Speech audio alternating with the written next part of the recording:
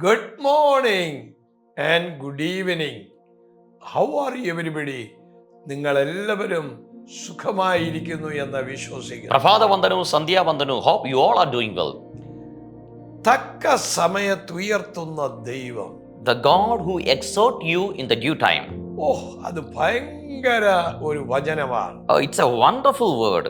1 പത്രോസ് 5:6 പഠിക്കുമ്പോൾ, When we study 1 Peter chapter number 5 verse number 6, humble yourselves therefore under the mighty hand of God, that he may exalt you in due time. അതുകൊണ്ട് അവൻ തക്ക സമയത്ത് നിങ്ങളെ ഉയർത്തുവാൻ ദൈവത്തിന്റെ ബലമുള്ള കൈക്കീഴ് താണിരിപ്പിൻ. നിങ്ങൾക്കൊരു ഉയർച്ച പ്രാപിപ്പാൻ ആഗ്രഹമുണ്ടെങ്കിൽ, If you have a desire for an exhortation in your life, ബലമുള്ള കൈകളിൽ കീഴിൽ നിങ്ങൾ അമർന്നിരിക്കുമ്പോൾ, you have to humble yourself under the mighty hand of God, ആ കൈകൊണ്ട് നിങ്ങളെ അവൻ ഉയർത്തും. and he will lift you up with his hand. Amen. Bible പറയുമ്പോൾ അതിന്റെ ഒരു അർത്ഥം പരിശുദ്ധാത്മാവിന് കീഴടങ്ങുക എന്നാണ്. And when Bible says this, the meaning of this particular word is you have to submit and surrender under Holy Spirit.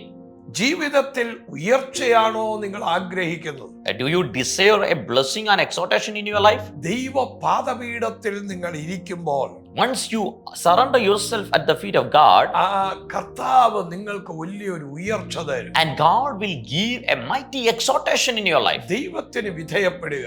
Surrender to God ദൈവം നിങ്ങൾക്ക് ആക്കി വെച്ചിരിക്കുന്ന ദൈവദാസന്മാർക്ക് വിധേയപ്പെടുക. and surrender the man of God whom God placed നാം above you. ഒരാളിന് വിധേയപ്പെടുന്നത് കൊണ്ട്, Once we humble ourselves in front of കീഴടങ്ങുന്നത് us, കൊണ്ട്, once we surrender, humble ആകുന്നത് കൊണ്ട് once we humble, നമുക്കൊരു ദോഷവും സംഭവിക്കുകയില്ല. no harm will happen. ചിലപ്പോൾ നമ്മുടെ ആ പ്രൗഡ് നമ്മളെ നശിപ്പിച്ചു കൊണ്ടിരിക്കും. And sometimes our pride will destroy us. ചിലർക്ക് എപ്പോഴും അവരുടെ വാക്കിൽ, നോട്ടത്തിൽ, എല്ലാത്തിലും ഭയങ്കര പ്രൗഡാണ്. And some people always in their words and in their look, everywhere they have a proud. നമ്മുടെ proud യേശുക്രിസ്തുവിലായിരിക്കും. And we have to proud and glory in ഞാൻ the Lord. അവന്റെ വചനം അനുസരിച്ചിരിക്കുന്നു എന്നുള്ള സന്തോഷം, And the joy that I obeyed his word. ഞാൻ അവന്റെ വാക്ക് കേട്ടിരിക്കുന്നു എന്നുള്ളതിന്റെ ആ താഴ്മ, We must have that humbleness that we obey his voice. അത് നമ്മുടെ ജീവിതത്തിൽ ഉണ്ടാകണം. We must have that in our life.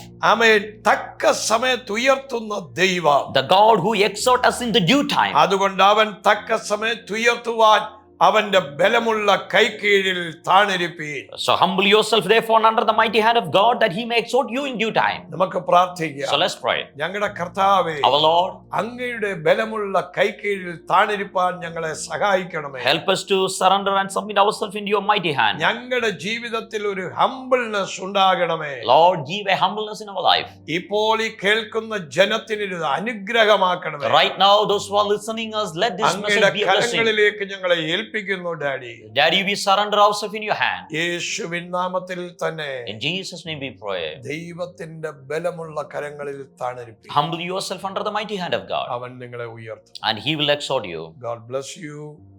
Love you. December മാസം 20 മുതൽ 25 വരെ ഫാമിലി കോൺഫറൻസ്, വളരെ ബ്രോക്കൺ ആയിരിക്കുന്ന ഹസ്ബൻഡ് ആൻഡ് വൈഫ്, കുഞ്ഞുങ്ങൾ എല്ലാം ബ്രോക്കൺ ആയിരിക്കുന്നവർക്ക് വേണ്ടിയുള്ള ഒരു സ്പെഷ്യൽ ഫാമിലി കോൺഫറൻസ്. ഇത് നിങ്ങളുടെ ജീവിതത്തിൽ ഒരനുഗ്രഹവും ബ്രേക്ക് ത്രൂവും കൊണ്ടുവരും.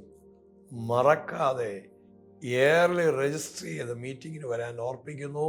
കർത്താവ് അനുഗ്രഹിക്കട്ടെ. And December 20 to 25, we are going to have a family conference here in this Melek, and all the broken families, husband and wife and children, and if you are struggling in your family life, you are welcome to attend this conference. And early you have to register your seats, and there are few seats over here, so in this conference, so we welcome you.